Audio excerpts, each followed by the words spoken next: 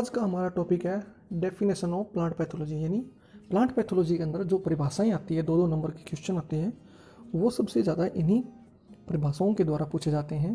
तो आज का जो टॉपिक है वो है डेफिनेशन ऑफ प्लांट पैथोलॉजी। इसमें से पहली परिभाषा है वो है, क्वेश्चन ऐसे आता है, एंडेमिक डिजीज़ किसे कहते हैं या एंडेमिक क्या है। तो उसकी 1 या 2 लाइनों में आंसर देना होता है। तो ये पहला है स्थानिक रोग।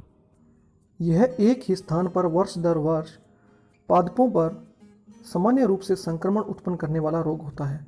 यानी स्थानिक रोग वह होता है जो एक स्थान पर एक वर्ष से अनेक वर्षों हेतु जीवित बना रहता है, यानी वर्ष दर वर्ष रोग उत्पन्न करता रहता है, यानी एक ही स्थान पर रहकर सामान्य रूप से, वो होता है स्थानिक रोग। नंबर 2, जानपदिक रोग, एपिडेमिक डिजीज। एपिडेमिक डिजीज वह होता है ऐसा रोग जो सामान्यतः पादपों पर निश्चित अंतराल पर लगता है, जिसे जानपदिक रोग कहते हैं। यानी एपिडेमिक डिजीज वह होता है जो एक सामान्यतः पादपों पर, यानी एक निश्चित अंतराल पर, यानी एक समय पर्टिकुलर समय आता है, एक निश्चित स्थान होता है, उसी पर ही लगता है, जिसे एपिडेमिक डिजीज कहते हैं। नंबर नेक्स्ट है कदाचनिक रोग, स्पोरोडिक डिजीज। क्वेश्चन आता है स्पोरोडिक डिजीज क्या है। जब रोग, यानी जब स्पोरोडिक डिजीज अनियमित अंतराल पर तथा जगह जगह कभी कभी संक्रमण करने लगे, तब यह स्पोरोडिक डिजीज कहलाता है। कोई भी रोग एक स्थान पर स्थानिक, दूसरे स्थान पर जनपदिक हो सकता है। यानी स्पोरोडिक डिजीज वह होता है, यानी यह एक स्थान पर न रहकर अनियमित अंतराल पर जगह जगह लगता है, यानी दूर दूर कुछ दूरियों पर पाया जाता है, जिसे स्पोरोडिक डिजीज कहते हैं। यह स्थानिक दूसरे तथा जनपदिक दोनों से भिन्न होता है। नेक्स्ट है अविकल्पी परजीवी, ऑब्लिगेट पैरासाइट। ऐसे परजीवी जो प्रकृति में मिलते हैं परंतु गुणन मात्र जीवित जीवों पर ही संपन्न होता है, इन्हें अविकल्पी परजीवी कहा जाता है। अविकल्पी परजीवी वो होते हैं यानी कि इनको दूसरे पर जीवित रहकर अपना भोजन ग्रहण करना होता है। इनको केवल एक पर्टिकुलर समय ही मिलता है जिसमें यह अविकल्पी परजीवी के रूप में रहते हैं। यानी जब इनको विकल्प मिलता है तभी यह उस पर अपना जीवन यापन करते हैं, अन्यथा यह सुसुप्त अवस्था में पड़े रहते हैं। जैसे कि कवक के द्वारा रस्ट पाउडरी मिल्ड्यू डिजीज जो उत्पन्न किया जाता है, इसके जो स्पोर होते हैं वो जब इनको विकल्प नहीं मिलता है तो ये रस्ट फॉर्म में, यानी सुसुप्त अवस्था में पड़े रहते हैं, अन्यथा ये गतिशील अवस्था में रहते हैं। नेक्स्ट है विकल्पी परजीवी, फैकल्टेटिव पैरासाइट। इसमें क्या होता है, ऐसे रोगाणु जो सामान्यतः परजीवी होते हैं, जो मृतोपजीवी प्रकार का भी जीवन यापन कर सकते हैं। यानी विकल्पी परजीवी वे होते हैं यानी कि इनको एक नहीं तो दूसरे पर या मरे हुए पदार्थों पर भी अपना भोजन ग्रहण करने की क्षमता होती है। ये विकल्पी होते हैं, जिन्हें विकल्पी परजीवी कहते हैं। उदाहरण के लिए जो कंड डिजीज़ है, जो गेहूं के अंदर लगता है कंड डिजीज़, उसमें जो स्पोर बनते हैं वो विकल्पी परजीवी के होते हैं। नेक्स्ट है रोगाणु यानी पैथोजन। पैथोजन क्या होते हैं, रोग कारक जीव को रोगाणु कहते हैं। यानी जो जीव होता है वो रोग उत्पन्न करने वाला होता है, जिसे रोगाणु कहा जाता है।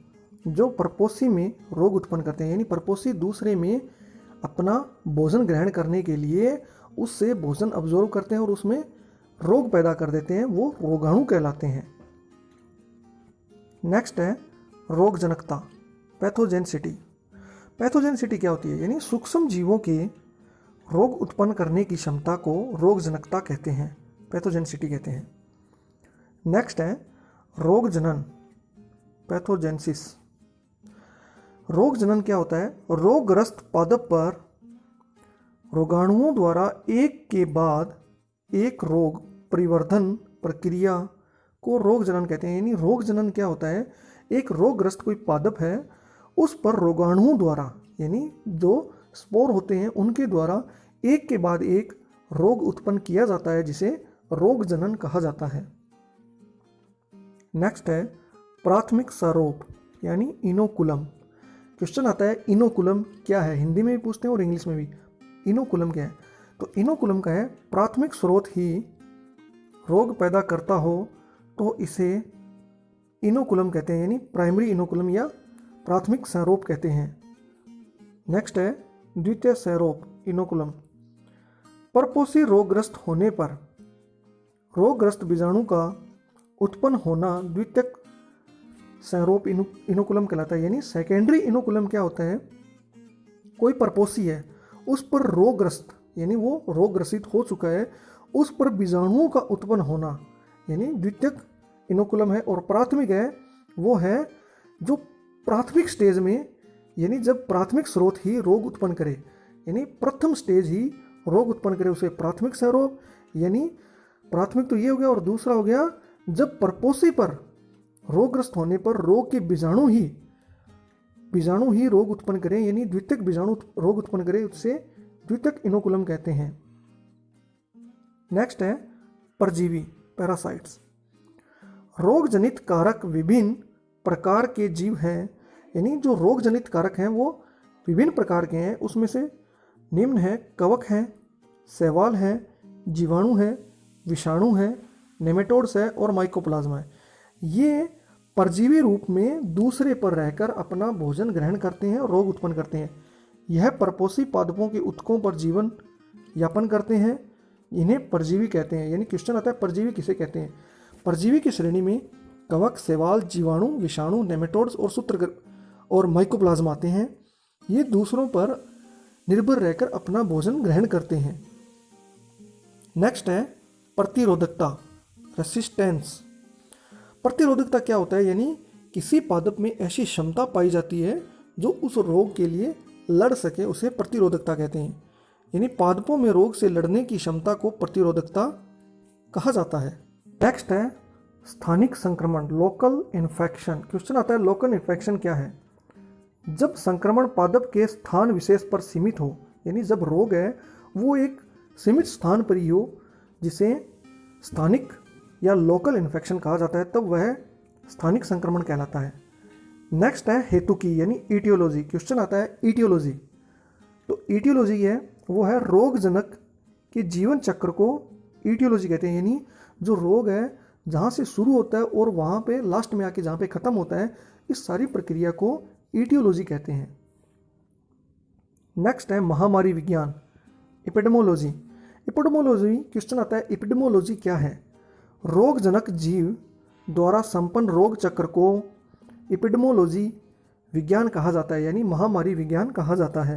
यानी रोगजनक जीव द्वारा जो संपूर्ण या संपन्न रोग चक्र होता है, उस सारी क्रिया को महामारी कहा जाता है। नेक्स्ट आता है रोग के लक्षण। क्वेश्चन आता है सिम्टम्स ऑफ डिजीज। तो 2 नंबर में क्वेश्चन पूछता है सिम्टम्स ऑफ डिजीज। परपोषी पादप होस्ट में रोगाणु के प्रवेश के पश्चात पादप की आकारिकी व कारिकी में जो बाहरी लक्षण दिखाई देते हैं उन्हें रोग के लक्षण कहते हैं। यानी कि जब कोई परपोषी पादप है उसमें कोई रोग के बीजाणु प्रवेश कर जाते हैं और उसके पादप में जो चेंजेज आते हैं, यानी उसके बाहरी आकार में जो परिवर्तन आते हैं, उसे रोग के लक्षण कहा जाता है। नेक्स्ट है चीर विखंडन, विदरिंग। कवक द्वारा संक्रमित पादप पूर्णतः इसका कुछ भाग संक्रमित होकर बिखर जाता है, जिसे चीर विखंडन कहते हैं। यानी चीर विखंडन का मतलब होता है यानी फैलना। जो कवक होती है और उसके जो बीजाणु होते हैं वो फैलने के लिए या फैल जाते हैं, बिखर जाते हैं, जिसे चीर विखंडन कहा जाता है। एग्जाम्पल के लिए बाजरे का हरित बाली रोग। नेक्स्ट आता है स्पॉट, चित्ती स्पॉट। यानी क्वेश्चन आता है स्पॉट क्या है? तो अनेक रोगों के चित्ती स्पॉट पादप के विभिन्न अंगों पर सदृश होते हैं, यानी दिखाई देते हैं। ये किस प्रकार के होते हैं? भूरे काले उभरे हुए होते हैं तथा अनावृत होते हैं, यानी इनका कोई एक आकार नहीं होता है, जो पाउडर या रस्ट के रूप में बाहर निकलते हैं। लाल चकत्ते भी उत्पन्न हो सकते हैं, यानी कि जो लीफ होती है उसके ऊपर एक स्पॉट दिखाई देता है जो उभरा हुआ होता है और भूरे या काले रंग का उसमें चूर्ण भरा रहता है, जो बिखरा हुआ प्रवृत्ति का दिखाई देता है। ये चकत्ते जो होते हैं वो लाल रंग के भी उत्पन्न हो सकते हैं। उदाहरण के लिए बारबेरिस पर्ण का काली किट यानी black rust of wheat disease है, उसकी एसिडियल अवस्था, जो एसिडियल अवस्था होती है उसमें जो स्पोर बनते हैं यानी जो पाउडर निकलता है वो ब्लैक कलर का दिखाई देता है। गेहूं का पर्ण पर टीलियम अवस्था के काले चकत्ते यानी जो गेहूं की पर्ण होती है यानी लीफ होती है उस पर टीलियम जो अवस्था आती है उसमें ब्लैक स्पॉट दिखाई देते हैं। अल्टरनेरिया के भूरे रंग के विभिन्न सेड के सकेंद्रित यानी जो अल्टरनेरिया डिजीज है उस पर रिंग स्पॉट में धब्बे दिखाई देते हैं जिनका कलर येलो कलर का होता है। नेक्स्ट आता है कैंकर डिजीज। यह एक बैक्टीरियल डिजीज है। यह रोग, क्वेश्चन आता है कैंकर डिजीज क्या है, तो कैंकर डिजीज है वो जीवाणुओं द्वारा उत्पन्न होने वाला रोग है। इसके जो लक्षण हैं वो तनों पर, लीफ पर और फलों पर उनकी जो सतह होती है उन पर भूरे व काले रंग के उभरे हुए व कठोर स्थान हो जाते हैं यानी कठोर स्पॉट बनते हैं, जो परिपक्व होने पर घाव के रूप में दिखाई देते हैं और फट जाते हैं। इसका बेस्ट एग्जाम्पल है नींबू में उत्पन्न कैंकर रोग यानी citrus canker disease of lemon. नींबू पर भूरे काले चकत्ते उभरे हुए दिखाई देते हैं इस रोग में। नेक्स्ट टेक्स्ट है प्रचुर उद्भिद, यानी इसमें क्या होता है, अत्यधिक वृद्धि के कारण अनियमित आकार की संरचना बन जाती है, यानी कि किसी पादप में या किसी लीफ में या किसी स्पाइक में अत्यधिक वृद्धि के कारण उसके आकार में परिवर्तन हो जाता है और वह भाग कुछ बड़ा हो जाता है जिसे अनियमित आकार कहते हैं। एग्जाम्पल के लिए बाजरे की बाली का स्क्लेरोस्पोरा ग्रेमिनिकोला से संक्रमित होना, यानी जो हरित बाली डिजीज़ है स्क्लेरोस्पोरा ग्रेमिनिकोला नामक कवक के द्वारा संक्रमित हो जाती है, जिसके कारण बाजरे की बाली नियमित आकार की न रहकर अनियमित आकार की हो जाती है। बाली की केंद्रीय अक्ष तथा पर्णीय स्टंड लीफ स्टेम में रूपांतरित हो जाती है तथा इसमें पुष्पों में प्रचुर उद्भिद हो जाता है। इसका एग्जाम्पल है बाजरे का हरित बाली रोग, यानी जो बाजरे का हरित बाली रोग है उसमें सामान्य बाली न दिखाकर उसमें कुछ वृद्धि की हुई बालियाँ दिखाई देती है, या उसमें जो बाली होती है उसमें जो सीड बनता है सीड के स्थान पर वापस फ्रूटिंग स्टार्ट हो जाती है और पादप बनने दिखाई देते हैं, जिसके कारण बाली कुछ अभद्र दिखाई देती है, जिसे प्रचुर उद्भिद कहा जाता है। नेक्स्ट है क्षीणता। क्षीणता में पादप के भाग या संपूर्ण पादप की वृद्धि रुक जाती है। क्वेश्चन आता है क्षीणता क्या है। क्षीणता में पादप के जो भाग होते हैं यानी उनकी जो साइड की ब्रांच है या मुख्य ब्रांच होती है उनकी वृद्धि रुक जाती है, जिसे अतिवृद्धि या हाइपरट्रोफी। अतिवृद्धि का है अर्थ है अतिवृद्धि में पादप के संक्रमित अंग यानी जो रोग ग्रसित अंग होते हैं उनकी जो वृद्धि होती है वो असामान्य हो जाती है और तेजी से होने लगती है, जिसे अतिवृद्धि से कोशिकाएं असामान्य रूप से विभाजित होती हैं, जिसे अतिवर्धन हाइपरप्लेशिया भी कहा जाता है। यानी जो संक्रमित भाग होगा पादप का उसमें बहुत ज़्यादा तीव्र गति से वृद्धि होगी और वो फूल जाएगा भाग, जिसे हाइपरप्लेशिया कहा जाता है। इस प्रकार अनियंत्रित असामान्य अतिवृद्धि के कारण पादप प्रभावित अंगों को विकृतियाँ हो जाती है, यानी इस अनियमित वृद्धि के कारण पादप का जो आकार होता है उसमें विकृतियाँ आ जाती है या मालफॉर्मेशन हो जाता है। यह रोग ज़्यादातर व्हाइट रस्ट ऑफ मस्टर्ड में होता है, यानी जो क्रूसीफेरी कुल के सदस्य हैं जिसमें एल्बिगो कैंडिडा नामक कवक के द्वारा उत्पन्न होता है, जिसके कारण उस फूले हुए भाग में एक सफ़ेद रंग का चूर्ण भरा जाता है यानी वाइट पाउडर पाया जाता है, जिसके कारण यह अतिवृद्धि होती है। नेक्स्ट है स्मट, जिसे कंड कहा जाता है। स्मट में संक्रमण द्वारा पादप का जो अंडाशय होता है वो प्रभावित होता है, यानी स्मट डिजीज है उसमें संक्रमण के द्वारा पादप का जो अंडाशय भाग होता है जहाँ पर एग बनने होते हैं यानी जहाँ पर फ्रूटिंग स्टार्ट होनी है या फल नहीं बनने हैं वहाँ पर अंडाशय प्रभावित होता है। यह शीघ्र ही बैंगनी तथा काले चूर्ण में परिवर्तित हो जाता है और संक्रमित बीजाणु जो बाहरी झिल्ली द्वारा घिरे रहते हैं उसे आवृत कंड कहते हैं। परंतु यह भुरभुरी शीघ्र टूटने योग्य झिल्ली होती है जिसे अनावृत कंड कहते हैं। यानी जो ऊपरी भाग होता है वहाँ पर एक झिल्ली पाई जाती है, वो शीघ्र ही टूट जाती है इस डिजीज में। इसमें पुष्पों के अलावा पादप के अन्य भाग भी प्रभावित होते हैं, जैसे तना, लीफ पर इसके सिम्टम्स दिखाई देते हैं। एग्जाम्पल के लिए गेहूं का अनावृत कंड तथा जौ का अनावृत कंड डिजीज, आवृत कंड डिजीज। नेक्स्ट है हरिमाहीनता, क्लोरोसिस। हरिमाहीनता क्वेश्चन आता है, क्लोरोसिस क्या है? तो पादपों में हरे वर्णक के निर्माण की जगह पीले वर्णक बनना तथा बनने लगते हैं, जिसके कारण पादपों का रंग हरा न होकर पीला पड़ जाता है, जिसे हरिमाहीनता कहते हैं। यानी जो पादपों में हरा रंग होता है वो गायब हो जाता है और उसके जगह पर पीला रंग पादप धारण कर लेते हैं, जिसे हरिमाहीनता कहते हैं। नेक्स्ट है उत्तक्षय, निक्रोसिस। जो परजीवी हैं, परजीवी के संक्रमण हेतु पादप अंगों की कोशिकाएं मृत होने लगती है, तब इसे उत्तक्षय कहते हैं। यानी जो उत्तक्षय होता है उसमें परजीवी के संक्रमण होने से पादप की जो मुख्य कोशिकाएं होती है वो मर जाती है, जिसे उत्तक्षय कहते हैं। मिल्ड्यू में क्वेश्चन आता है, मिल्ड्यू किसे कहते हैं?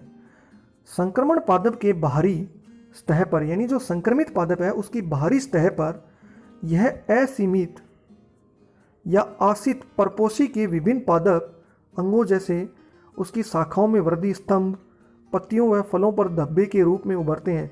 यानी आसिता में क्या होता है, जो पादप होता है उसका जो तना होता है या शाखाएं होती है उस पर उभरे हुए स्पॉट या पोस्चुल बनते हैं। वह विभिन्न आकार के होते हैं या विभिन्न रंगों के होते हैं। ये सफ़ेद, धूसर नीले, भूरे धब्बे के रूप में दिखाई देते हैं। एग्जाम्पल के लिए जो मर्दुरोमिल आशिता है वह कवक की पृष्ठीय वृद्धि कोमल व जाल के रूप में वृद्धि करती है। यानी जो downy mildew of pea disease है उसमें जो कवक होती है उसकी जो पृष्ठीय वृद्धि होती है उसमें कवक है वो कवक जाल का निर्माण करती है और पूरी लीफ पर एक पाउडर का छिड़काव हो जाता है। यानी एक पाउडर दिखाई देता है जिसका कलर सफ़ेद होता है, यानी चूर्ण के रूप में दिखाई देता है, जिसे आसिता कहा जाता है। नेक्स्ट है रस्ट या किट। जो किट रोग है या रस्ट रोग है उसमें कवक के जो बीजाणु होते हैं उत्पन्न होने लगते हैं तथा बाहरी त्वचा के फटने से ये छोटे छोटे फफोले के रूप में उभरते हैं।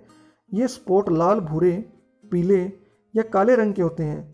यह पत्तियों व तनों पर दिखाई देते हैं। यानी जो रस्ट डिजीज होती है उसका सबसे ज़्यादा अटैक लीफ और तने पर दिखाई देता है और इसमें पोस्चूल होते हैं, बनते हैं जो लाल, भूरे या पीले रंग के होते हैं और कुछ ही समय बाद फट जाते हैं और उससे एक चूर्ण निकलता है जिसका कलर भूरा, ब्लैक या ब्राउन कलर का होता है। नेक्स्ट है धारियाँ या रेखाएं, स्ट्रिप। जो धारियाँ या रेखाएं होती हैं उसमें भी डिजीज पाया जाता है। क्वेश्चन आता है धारियाँ एवं रेखाएं।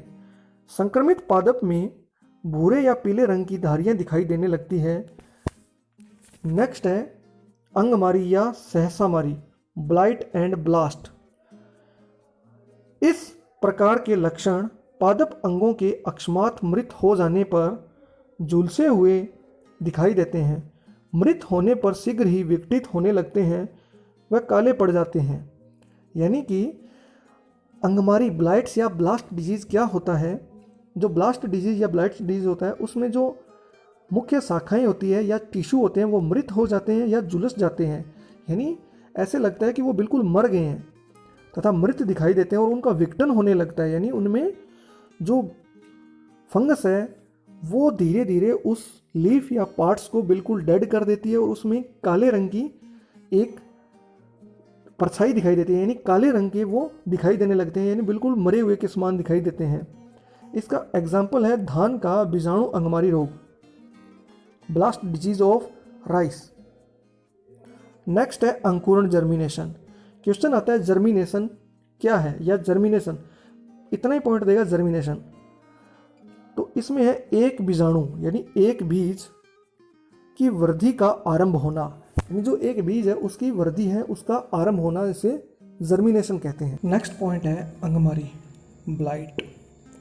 ब्लाइट होता है उसमें क्या होता है, उसमें एक अप्रतिबंधित उत्तकक्षयी लक्षण जिसमें पौधे के संपूर्ण अंगों जैसे पत्ती एवं तने के ऊतकों की मृत्यु हो जाती है और अकस्मात झुलस जाता है। यानी कि एक अप्रतिबंधित यानी जिसमें कोई भी नियंत्रण न हो, यानी कि जिसका कोई आकार सीमित आकार न हो, ऐसा स्पॉट बनता है जिसके कारण पत्ती और तने पर, जिसके कारण पौधे की मृत्यु हो जाती है और पौधा झुलस जाता है।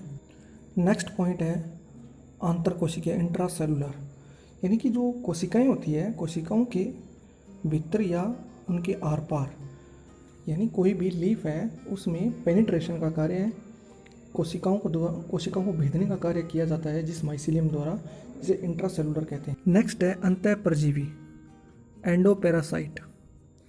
क्वेश्चन आता है एंडोपैरासाइट क्या है। यह एक परजीवी है जो अपने परपोषी के भीतर रहता है और भीतर से ही पोषण ग्रहण करता है। नेक्स्ट है अगुणित हैप्लॉइड। क्वेश्चन आता है हैप्लॉइड क्या है, तो इसमें है एक ऐसी कोशिका या जीव जिसके केंद्रक में अयुग्मित गुणसूत्रों का अकेला समुच्चय या एकल गुणसूत्र समुच्चय या जीनोम्स होते हैं।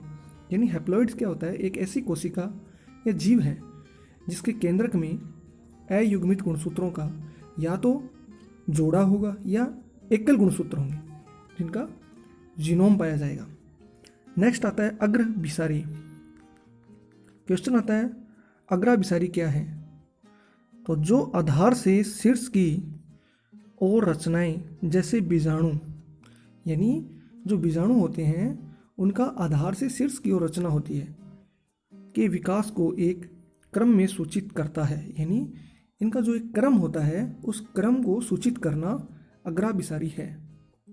नेक्स्ट क्वेश्चन आता है अचल पुमाणु स्पर्मेशन। तो इसमें है यह एक अचल एक केंद्रकीय बीजाणु संदर्शय, यानी यह एक अचल यानी न चलने वाला एक केंद्रकीय बीजाणु संदर्शय यानी एक बीज के समान नर संरचना होती है जो लैंगिक जनन यानी जिनमें क्रॉस की क्रिया द्विकेंद्रकीय भवन में यानी द्विकेंद्रकीय होती है, जो कोशिका द्रव्यलयन के समय अपनी अंतर वस्तुओं एवं संग्राहक मादा संरचना में खाली करती है। यानी कि अचल पुमाणु वो होते हैं जो अपने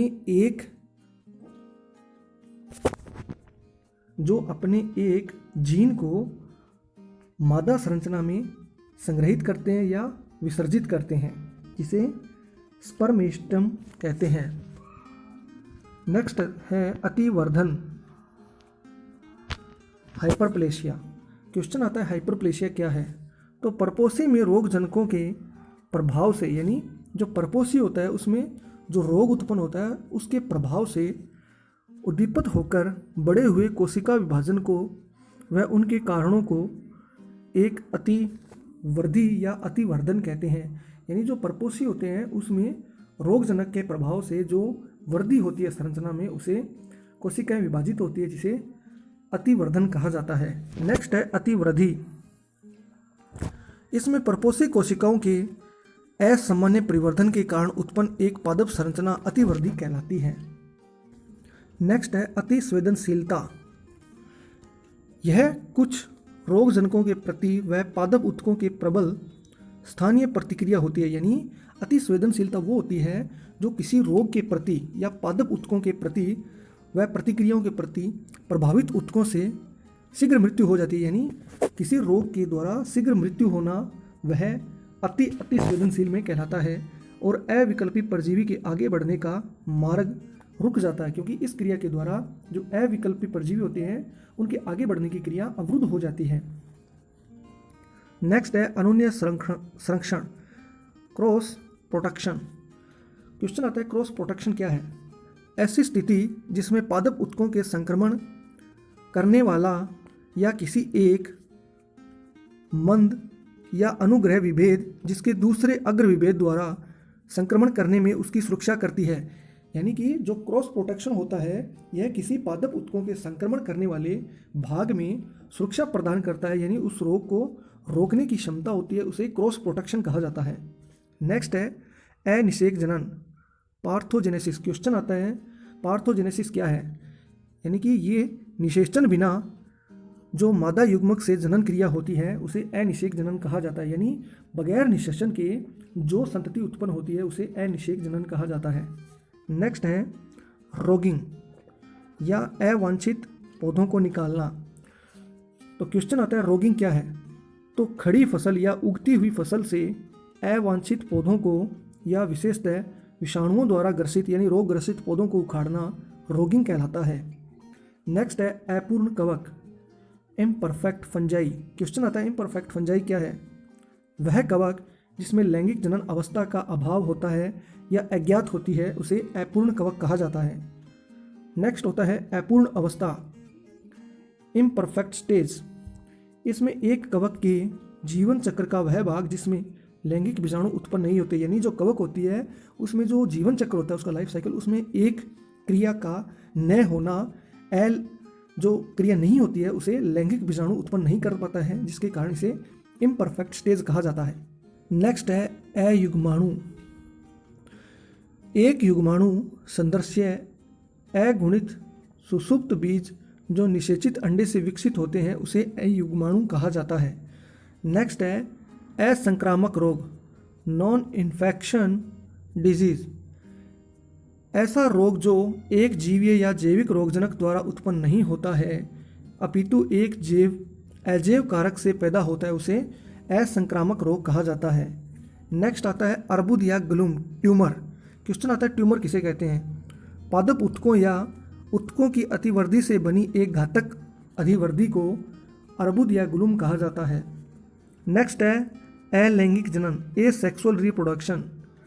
जनन की वह प्रक्रिया जिसमें जननांग या लिंग कोशिकाओं का सम्मिलन या मिलन, युग्मकों का संयोग और अर्धसूत्री विभाजन सम्मिलित नहीं होते हैं उसे अलैंगिक जनन कहा जाता है। नेक्स्ट है अल्प विकासीन, रोग या पोषण की कमी के कारण उत्तक या पौधों के अंगों का विकास न हो पाना, यानी अल्प विकास वो होता है किसी रोग या किसी पोषक तत्व की कमी के कारण जो पौधे के अंग बनने चाहिए वो नहीं बन पाते हैं, जिसे अल्प विकासन कहा जाता है। नेक्स्ट है अल्पवर्धी, कोशिका आकार में ह्रास के कारण पादप उत्तक या इनके अंगों का अल्प विकास होना अल्पवर्धी कहलाता है। क्वेश्चन आता है अल्पवर्धी या हाइपोट्रोफी किसे कहा जाता है, तो कोशिका का जो आकार होता है उसमें कमी होना जिससे पादप उत्तक व उनके अंगों का सही रूप से विकास नहीं होता है जिसे अल्पवर्धी कहा जाता है।